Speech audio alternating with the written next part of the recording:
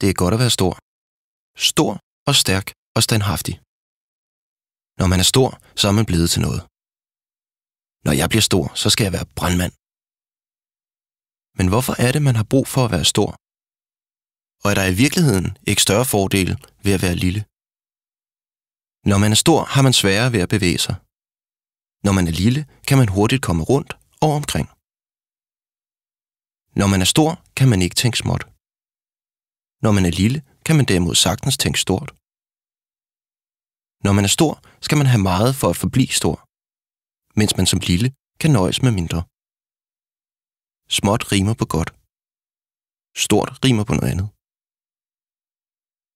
Store størrelser kan ikke gøre sig små, men små størrelser kan søge sammen med andre og være store for et øjeblik, hvis det er det, der skal til.